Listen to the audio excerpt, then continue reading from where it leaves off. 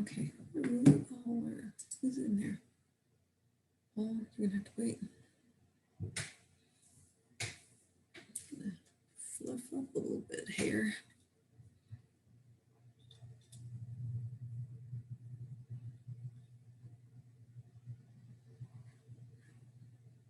And I will introduce.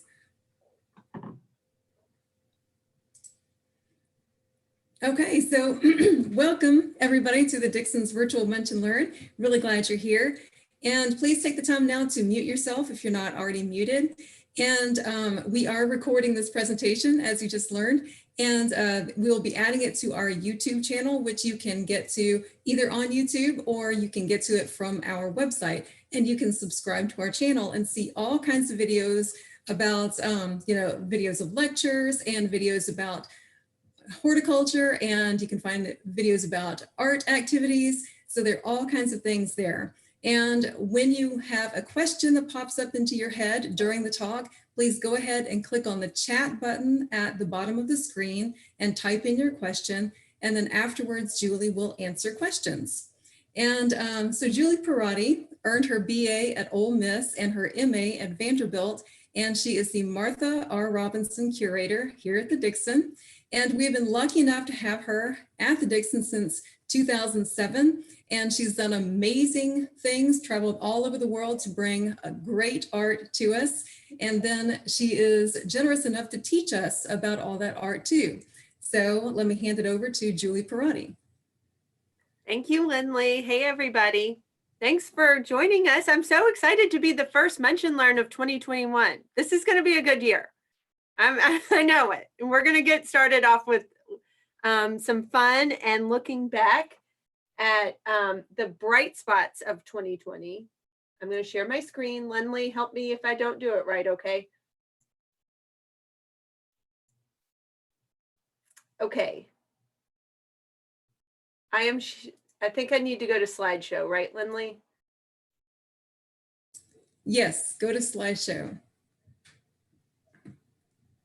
Okay, do you see it or do you see? I see the presenter's view. Dang, okay, how do I display settings? How about that? We got it.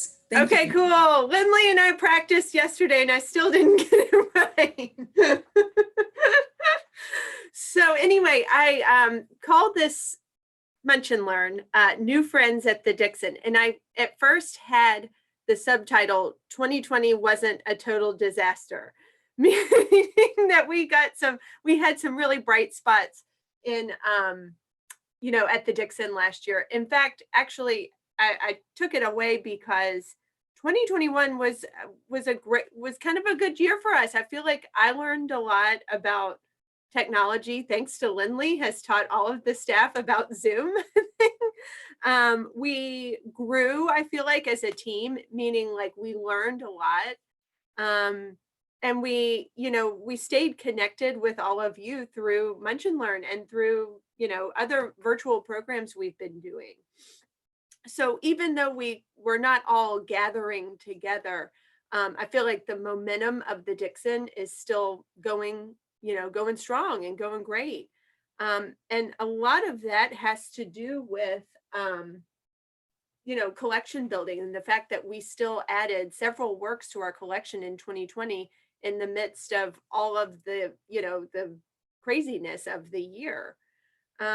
So I guess I showed this picture of tulips just because that's kind of where we shut down in March, when the tulips were at their peak bloom. And at that point, when we closed, we all kind of wondered what was the rest of the year going to look like. And I am, I guess just to survive day by day, I kind of had to think, well, we'll be back at work in 2 weeks. Or, and I think at one point Kevin was like, I think this is going to go on at least through the summer. I was like, no, I can't even put my head there. But we, at some point, we started wondering about what are we going to do about the Curator Circle, which is the Curator Circle is our support group for acquisitions that we started in 2016. And thanks to the Curator Circle members, we had added to that point all of these works that are on the screen. And we wondered probably about April, should we even do the Curator Circle? Is this, is it, I don't know, the right thing to do in this crazy year when so many people are, sick or suffering or, having a tough time. But thanks to our leader, the leader of the Curator Circle, Ann Keeney, and her committee, everyone was like, yes, you have to do Curator Circle. It's such a positive thing for the Dixon and for Memphis. So I'm so glad we decided to go on and do it. We got more than 100 members for the Curator Circle this year. And we had our Curator Circle annual dinner via on Zoom, just like everything else happened on Zoom this year. And so we had a bunch of people tune in, and our members voted to add 2 works of art to the collection this year, which was super exciting to have that opportunity. I think this year especially to add 2 things was really great. So we were all so excited about that. And so we're standing in front of the 2 works that we added, and this is the night of the Curator Circle Zoom. So I'm just going to talk about these 2 first. So this was in September. The first part 1 of the Curator Circle acquisition is this painting. It's Jane Peterson's Lure of the Butterfly from around 1914. It's a beautiful painting. If you've seen it, it's got a nice size to it.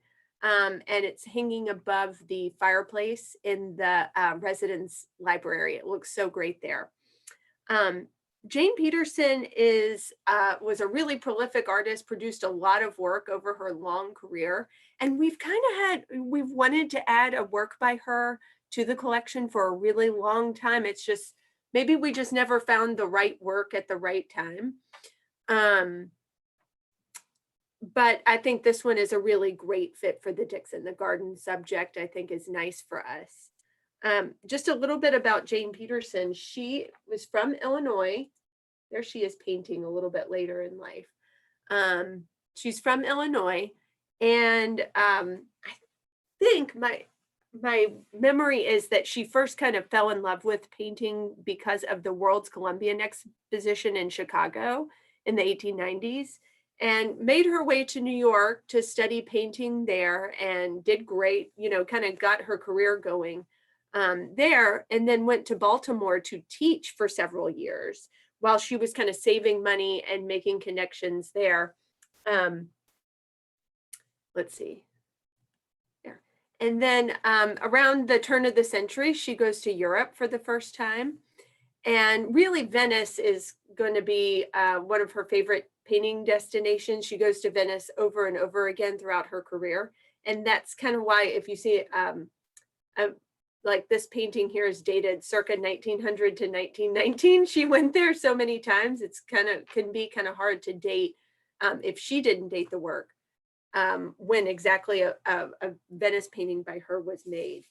But also on this first trip to Europe, she went to Spain, and that's where she met this artist, Joaquin Sorolla.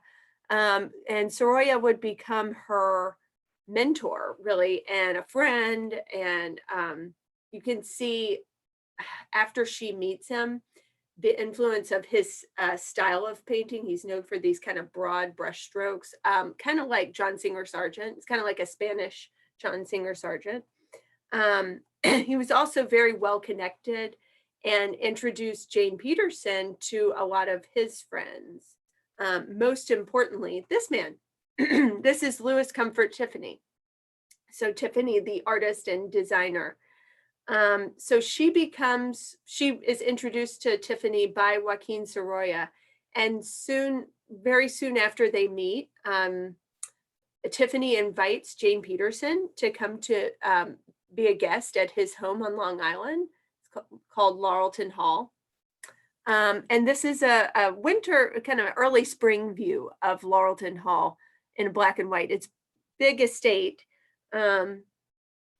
And here's another closer up view of it. So Louis Comfort Tiffany is obsessed with nature and bringing the indoors and bringing the outdoors in. And there's lots of organic forms and natural elements in the architecture and in the interior design of Laurelton Hall.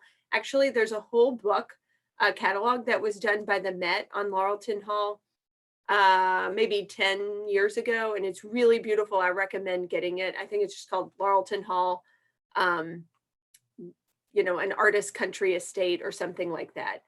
I would recommend looking it up if you can.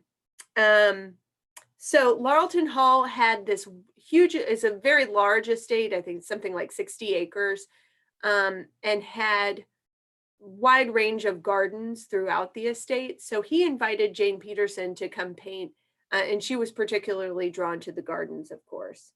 So notice the columns here, the forms of the columns. This is repeated throughout Laurelton Hall. And then actually the estate itself was destroyed by fire in the 1950s, but the Met has a little bit of a facade from one of the areas from the exterior of Laurelton Hall that were saved, and they're installed at the Met. If you ever go there into the American wing, you can see them there. And so you can see what the columns actually look like. They have these flowers or lilies at the top of each column, and they've got all these colors on them. They're a little more punchy than the black and white photographs lead you to believe. So that's kind of fun. When we're able to travel again and you go to New York and you go to the Met, now you'll kind of, it'll have a connection to you to something at the Dixon.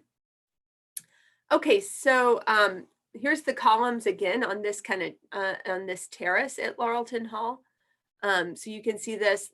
This was one of the first things, this view was one of the first things that Jane Peterson painted when she first started going to Laurelton Hall. So here's an image of a Turkish fountain that she painted there. So I'll go back where you can see the fountain here.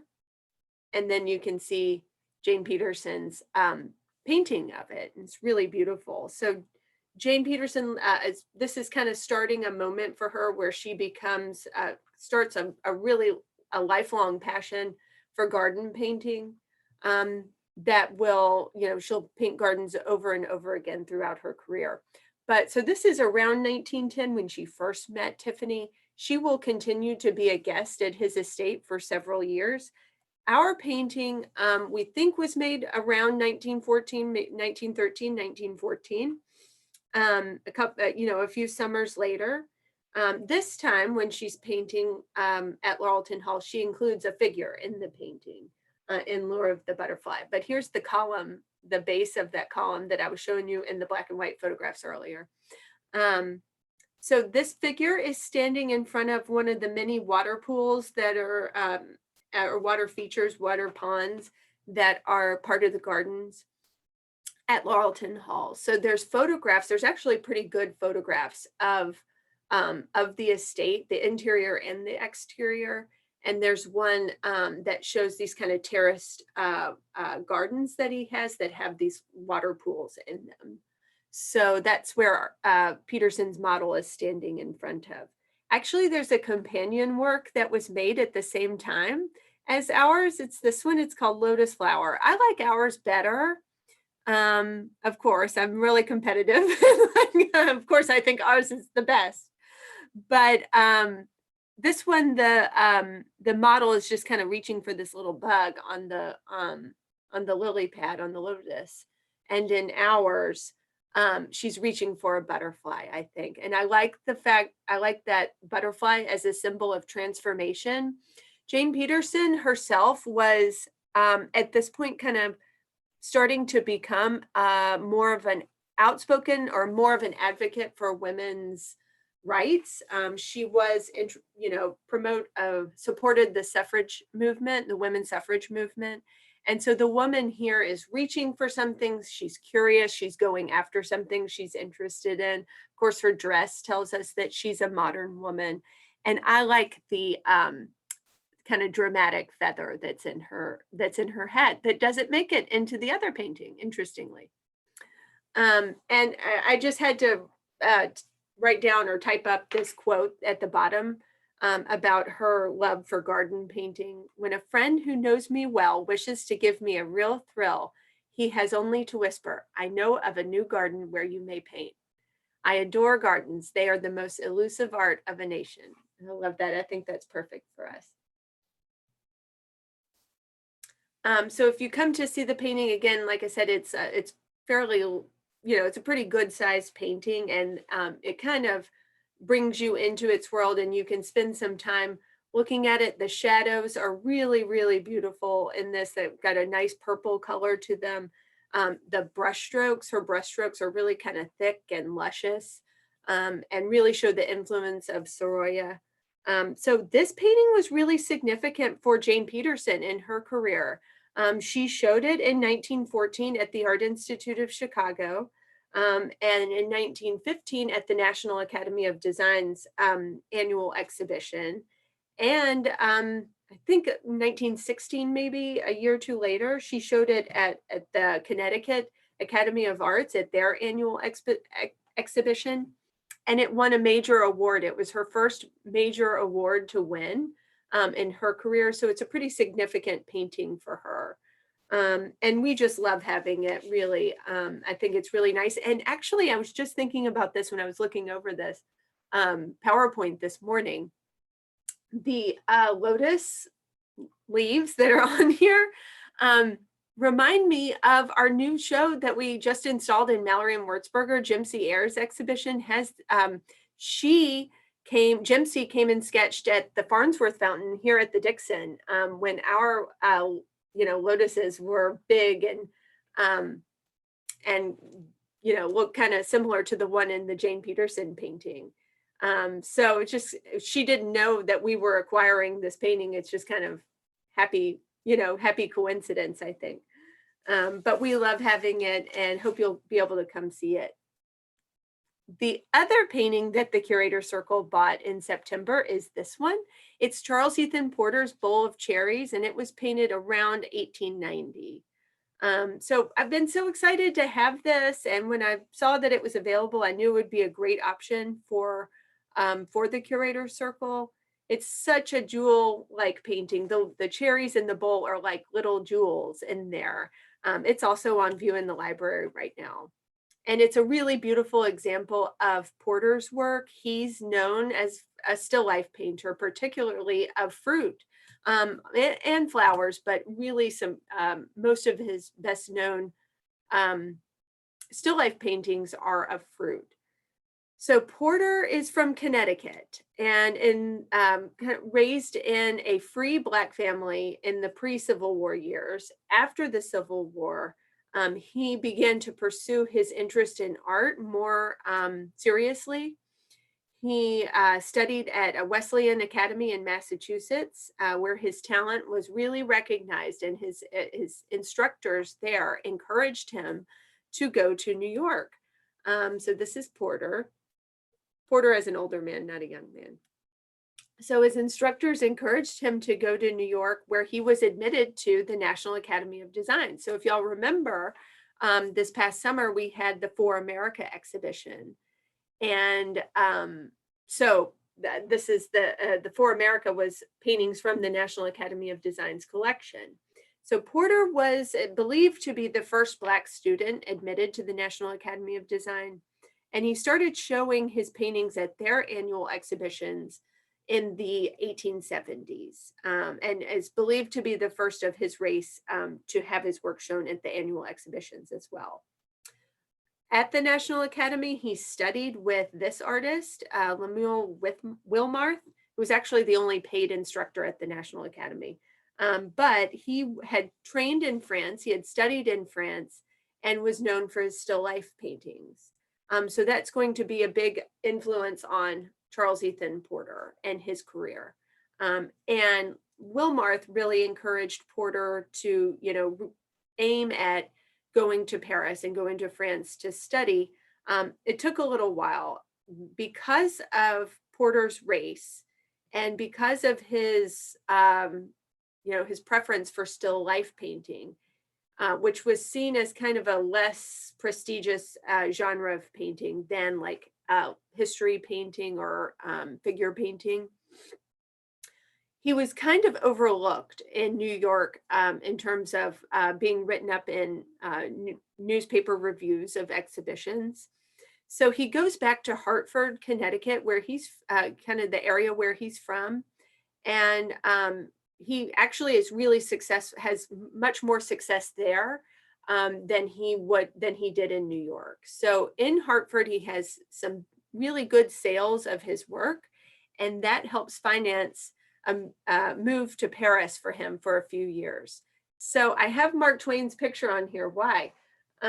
He goes to Paris armed really with a letter of introduction by Mark Twain, who's another Hartford resident and a collector of Charles Ethan Porter's still life paintings. So I think that letter of introduction kind of opens some doors for him, and he's able to study at some of the art schools in Paris, like the Académie Julienne. Another thing I wanted to kind of bring up was he lives on the Rue des Beaux-Arts in Paris, literally across the street from Henri Fontaine-Latour, who is one of the great still life painters in France at the time.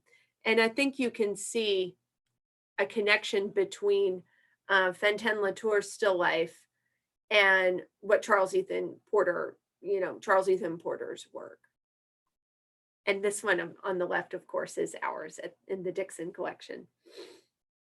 So he stays there. He stays in Paris from 1881 into 1884. And he really kind of,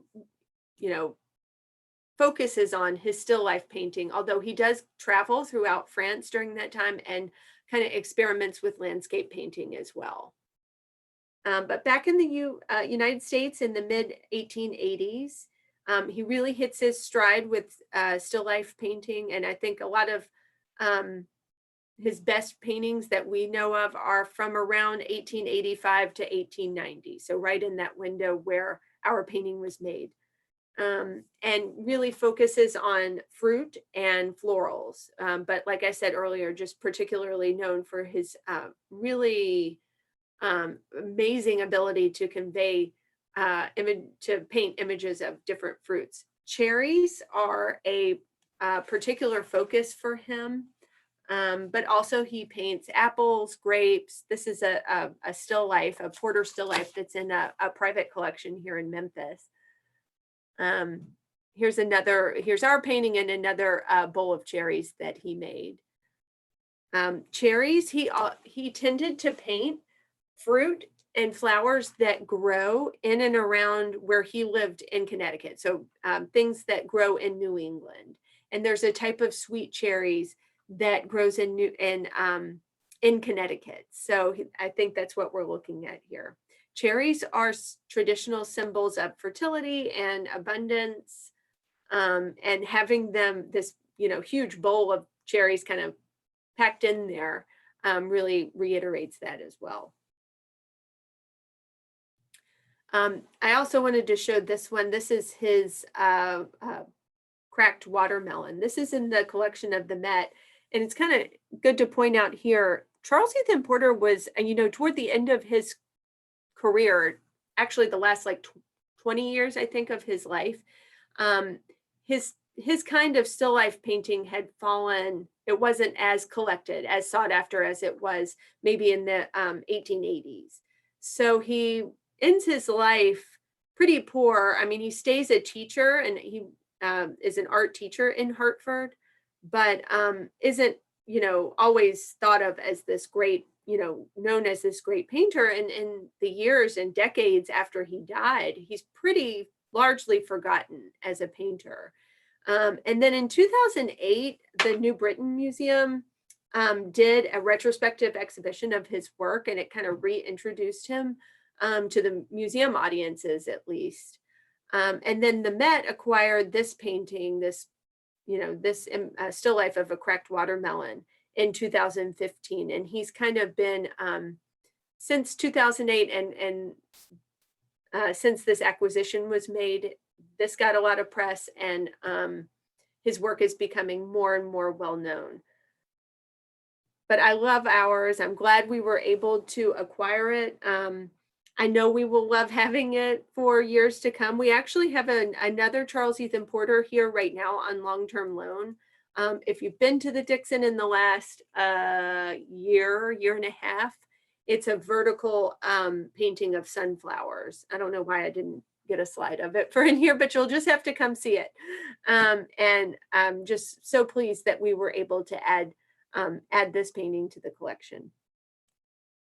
Okay, I'm going to move on to some other acquisitions that we had this year, some gifts to the collection. So after the Curator Circle, we thought maybe we were done adding works to the collection this year, last year in 2020. But in early December, we got a gift of 4 prints from these 4 prints from our very good friend, Robert Flynn Johnson. And you may, if that name sounds familiar, it's because Robert has been the guest curator of exhibitions that we've done here. First, the Fans exhibition in 2016. The Contemplating Character exhibition that we had in 2018 was from his collection. And in 2019, the exhibition on the Comtesse de Castiglione was, Robert was the curator of that as well. And here's Robert, and here's Kevin with short hair. I don't know if y'all remember what he looked like back before he stopped getting his hair cut.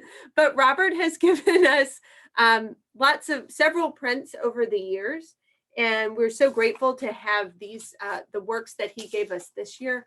All of them really add something to our collection, something different to our collection.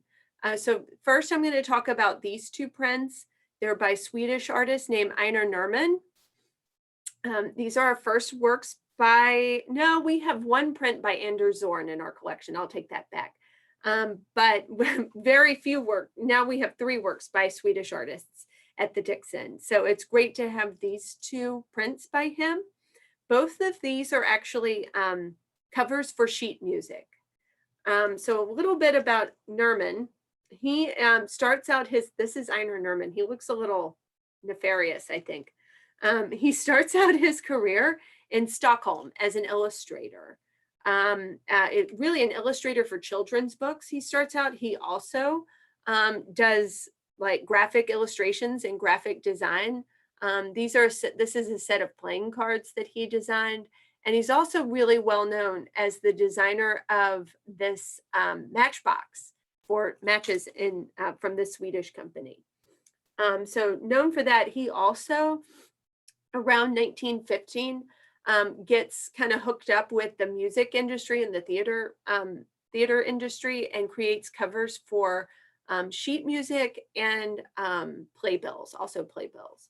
So you'll notice that red, white, and black are common, his signature colors, I guess. And they really, to me, have a lot of his illustrations have this kind of caricature aspect to them. And I think, this is 1918, this is post-world, the years after World War I. But I think it really anticipates the Art Deco aesthetic, that kind of sleek and streamlined forms that we associate with Art Deco. So this is the sheet music for, I'm going to translate the title, The Man Who Does Whatever Comes to His Mind. Menem som Gorvad som faller honom in. So this is music that's written by Carl Ewerts and Thorsten Paban. The music is based on a cartoon, a comic strip by this man, Oscar Andersson. It's a short-lived but very important Swedish comic strip about a man who does and says whatever he wants, regardless of the consequences. So you know, the comic strip was done in the first years of the 1900s, but about a decade, 15 years later, these musicians go back to it. And I think knowing, you know, that the comic strip was about a man who does whatever, you know, whatever he wants. The illustration now makes a little more sense, that this man has kind of what we would call now a side eye. He's got this arrogant look to him. So here's the cool thing, and I'm going to try this. I went on YouTube and found the music. So you may want, Lindley and I practiced this yesterday. You may want to turn up your volume a little bit. It's a little soft because it's an old recording.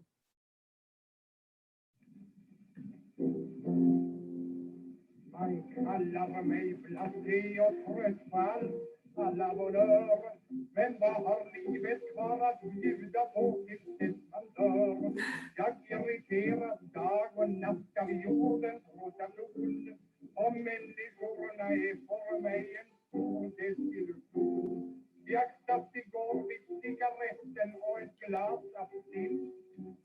Okay, I pause it where I hear the only word I can understand is cigarettes, and that's kind of as far as I go with it. But you can look it up on YouTube if you want to hear the whole thing. Oops. Okay. There. So the other one, the other sheet music or print by Einar Nerman that we got from Robert Flynn Johnson is this one. It's called You've Got a Button in the Vest. It's also from 1918. This is Einar Nerman's illustration for another, you know, another musical score, I guess. This is the music written by Ernst Rolf, who was, I'm trying to think of somebody to compare him to in in American music history. He's one of the most popular, and this is him, one of the most popular entertainers in Sweden in the 19 teens and 20s and into the 30s. He's kind of like, I guess, a little bit like a Fred Astaire. He's a singer and a dancer, but he wrote music as well. And he's known himself for these extravagant musical reviews that he put on. And I think he really, Nerman's illustration for this man on the cover of You've Got a Button in the Vest really kind of strikes, you know, strikes me as being similar to Ernst Rolf himself, has a similar look. So, this, and he's got his cigarette here, which shows he's a modern man. And also, this is something Robert Flynn Johnson kind of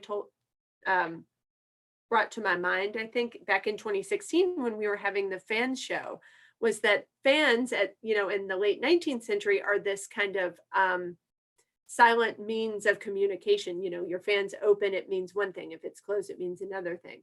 Well, in the early 20th century, you know, the fan kind of went away and the cigarette became this unspoken means of communicating. And I think it's just kind of makes sense that our man here has a cigarette kind of hanging out of his mouth. Okay, so I also have the music for this one. Let's see if I can get this to work.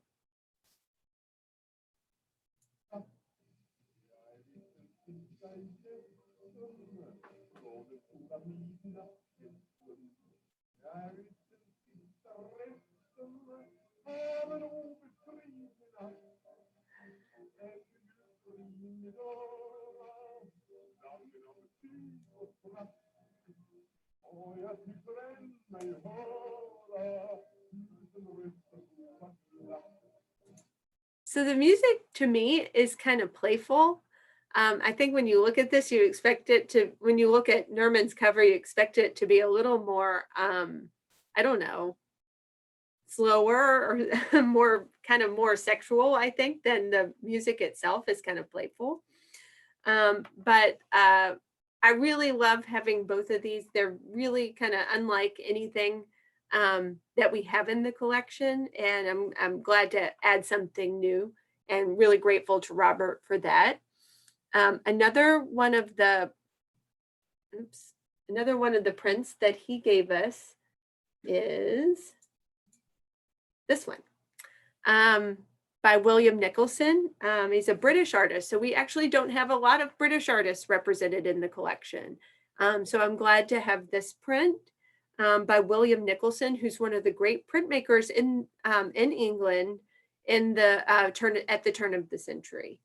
He was the head of this great artistic family. His wife, Mabel Pride, was an artist, and his 2 or 3 of his children will become artists.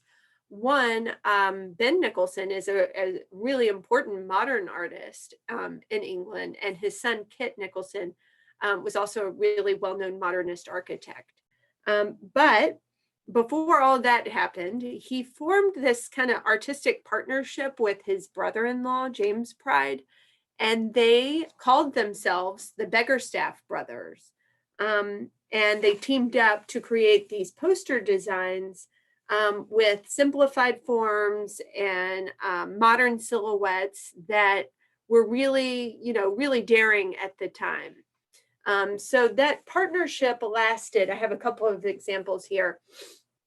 That partnership only lasted a few years. It kind of fizzled around 1899, 1900. At which point Nicholson keeps working as a printmaker.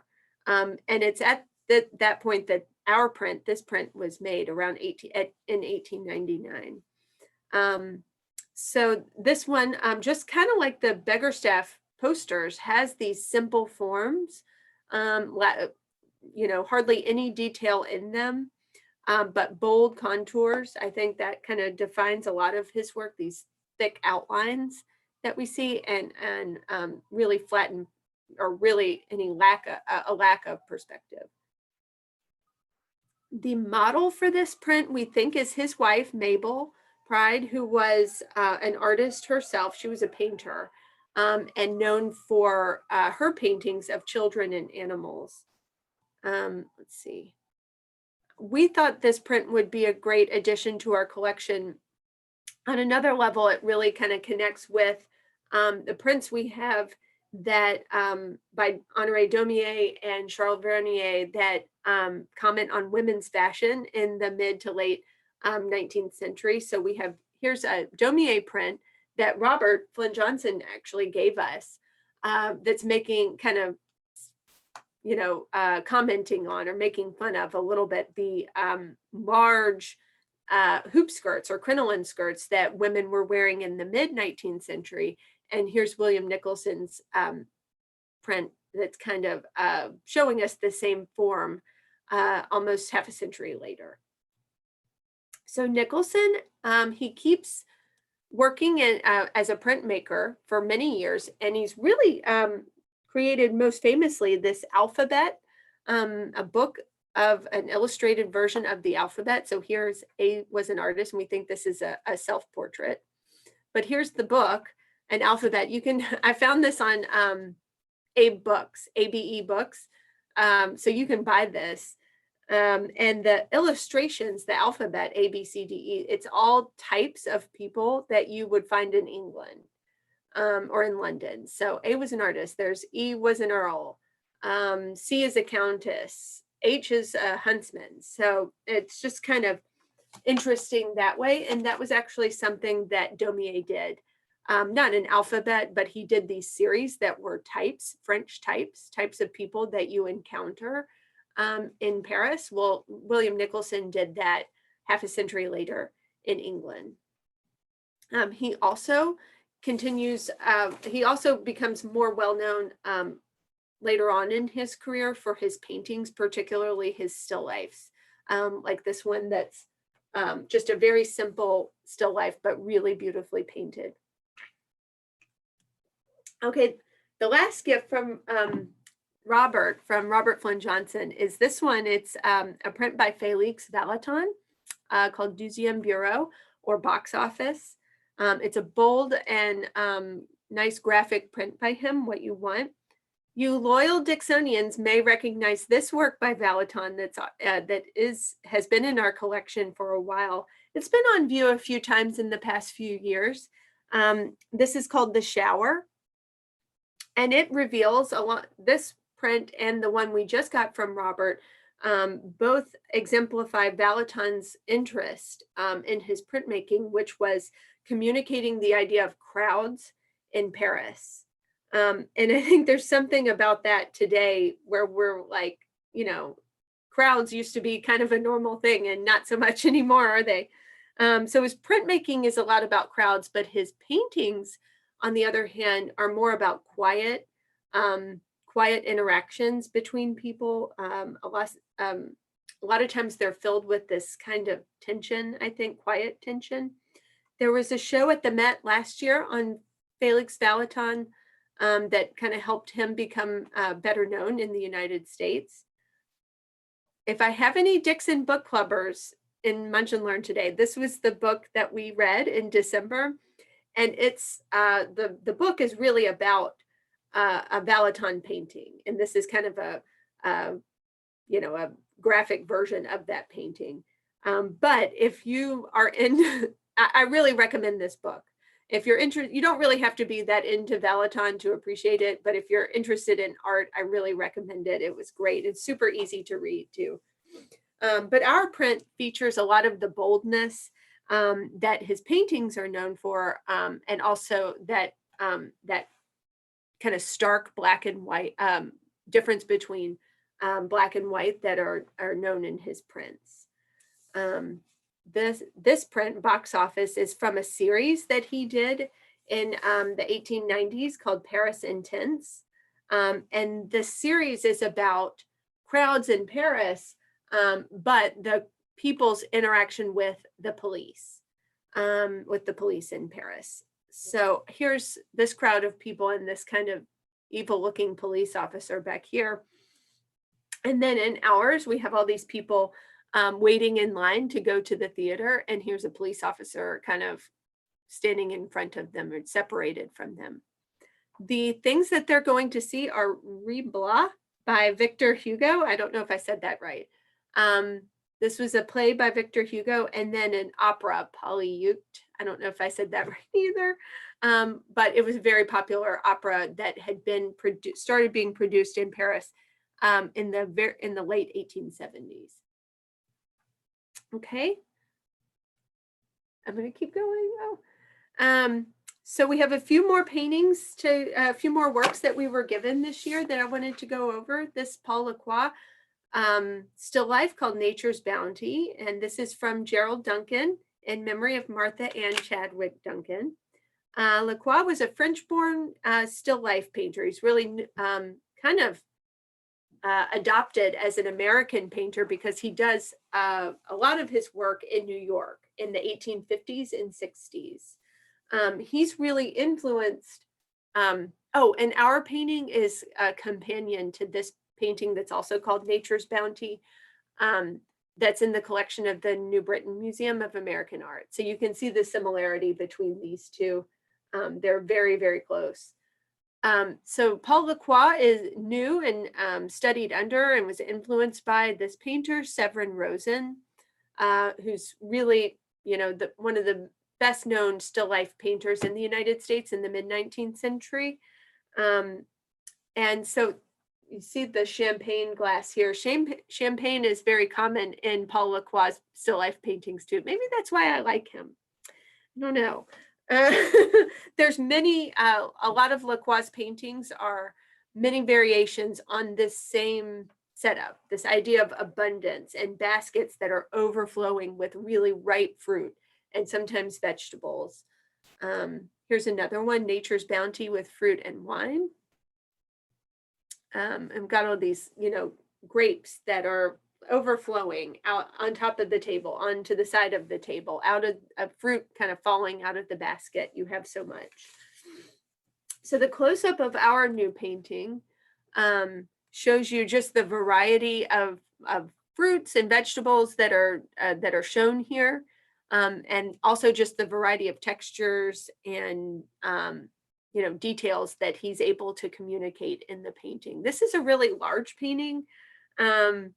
It fits in, but I think it fits in nicely. It adds something. We actually don't have a still life like of this type in our collection, but it fits in nicely with our two other new still lifes that we've gotten, of course, the Porter, here's a bowl of cherries and a little compote of cherries here, and the Victoria Dubourg that we acquired in 2019.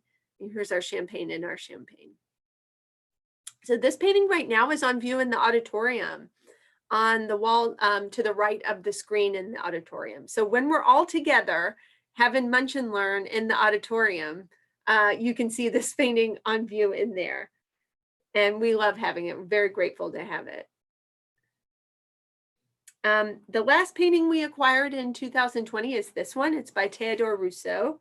It's a nice kind of later landscape by him, and it came to us from the estate of Daphne Boyle, who was a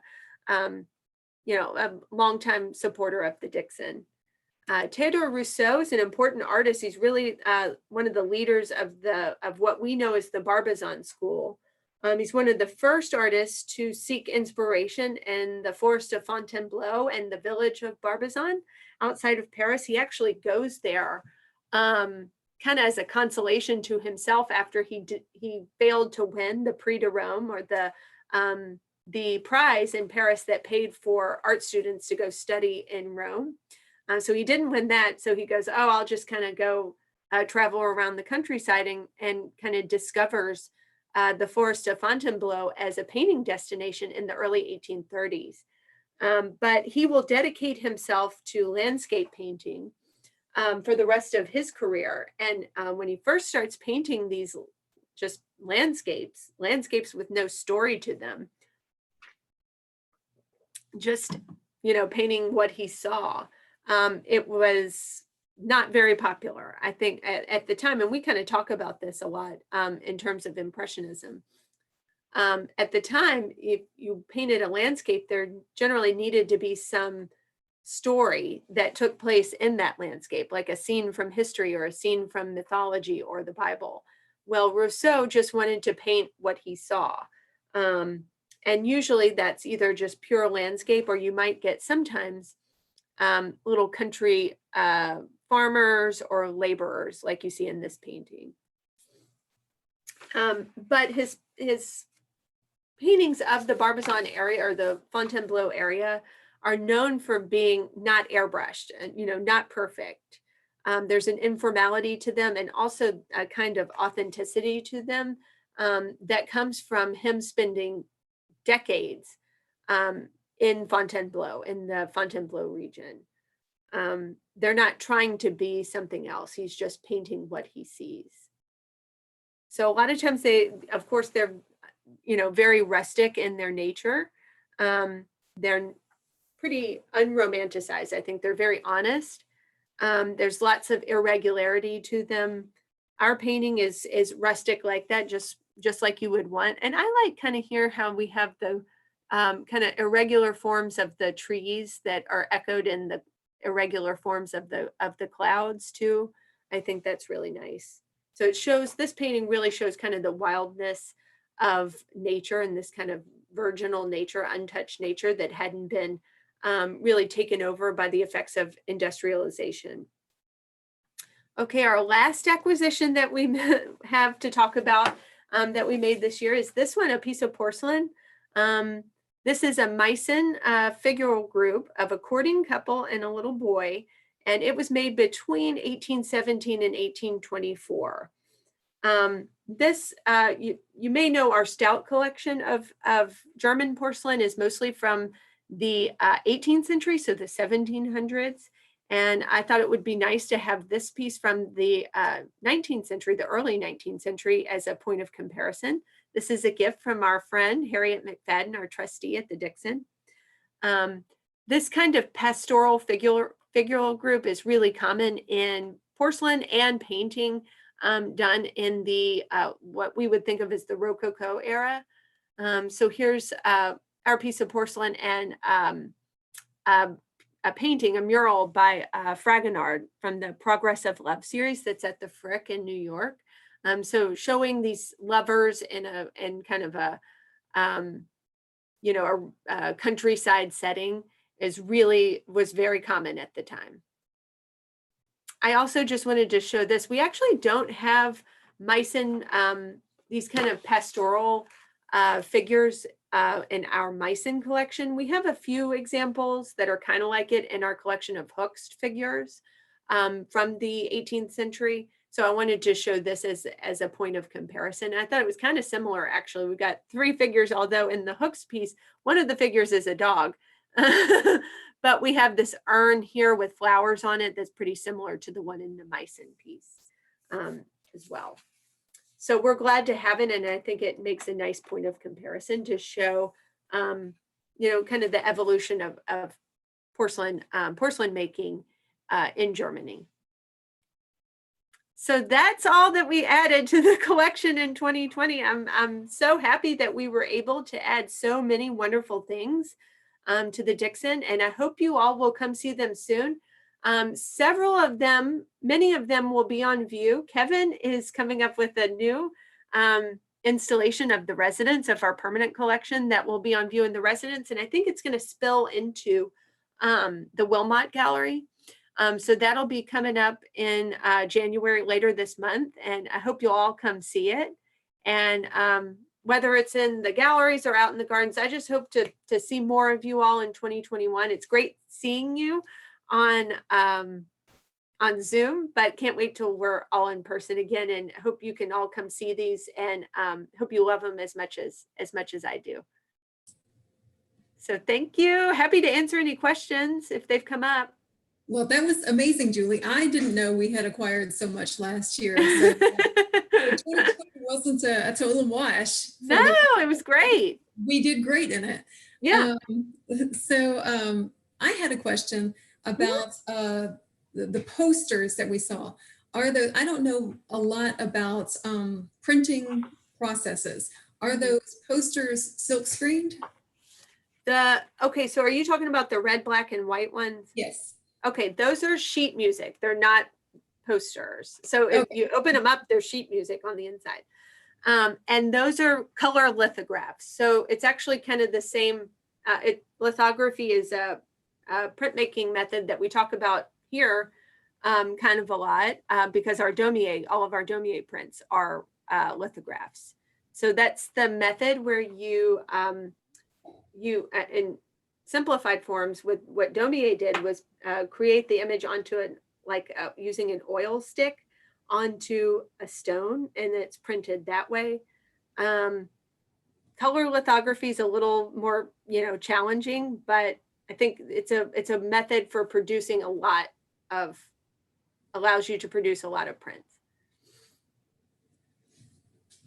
Well, thank you. I had one more comment, and then there aren't any more questions in the chat. So if you guys want to throw some questions in that chat or just formulate one in your head, that's great. I just want to mention that this month's book club is The Judgment of Paris by Ross King. And he's a best-selling author, and he's actually going to be at the book club meeting. So if you guys want to become members of the book club, you certainly can. Yeah, Lindley rocks the book club. Ross King is like a really big deal. And he's like, I think Kevin said this, he's Lindley's new BFF because he came to another book club, didn't he? He's also, it's so nice because he lives in England. Or London, I think, right? He's like 6 hours ahead and 7 hours. Yeah, and he also is an author for the America's Impressionism catalog. So he's become kind of a friend to the Dixon in the last year or so. And Lindley just does a great job with book club. There's a really dedicated group, and they have fun discussions. I encourage y'all to join if you can. Well, thank you. It's really, when I contacted him, it was really Kevin Sharp. He was like, "Oh, you work at the Dixon. I've been working with Kevin Sharp." So we can, Kevin was my doorway. Nice job, Lindley. Kevin. Yay, Kevin, for knowing the right people. So does anyone have, let's see. Oh, Kevin, he says he's usually the doormats. Oh, he does not allow himself to be that. Don't believe him at all. So are there any other questions? You guys can unmute. You can either ask something or you can just say thank you to Julie and tell her what a great job she did. So have at it. Great job, Julie. Thanks, Thank Julie. you, Kevin. That was really good. Thank you. That was fun. Well, Nice it's fun additions to the collection. yeah, it's fun to spend the time getting to know them better. I know. That was there was some really good information in this talk, and way to go finding those the actual music to that sheet music illustration. I mean, it's fabulous. Well, it took me a little time because I kept misspelling the words in Swedish, but finally I got it right and I Nailed it. found it. Finally nailed it. Yeah. Yeah. So it was fun. Cool. Well, thanks, guys. I hope you all can come see them, come see the residents and the America's Impressionism show. And you know, we still have a few days left of St. John's Bible. So come see that before it closes. And we just opened Jim Sierra's show in the Mallory Mertzberger galleries, and it looks really, really beautiful. So we have a lot going on here and can't wait for you all to see it. Thank you. Thanks. Thanks, Peggy. Hi, Bye. Keith. Bye. Bye. Thanks, Alita. Bye. Got a lot of family turnout today. This was good. Yeah, you definitely did. Always nice to have a supportive family. Absolutely. Thanks, Yeah, the Julie. Novarese and Pierotti families are definitely that. Yeah. Yeah, we show up. Hey, Mom. Hi there. Hi there. Enjoyed it, Julie. Thank you. Learned a lot. Okay, good. Okay, see y'all later. Bye-bye. Bye. I loved it. Bye, everybody. Thanks for coming. See you next week. Bye.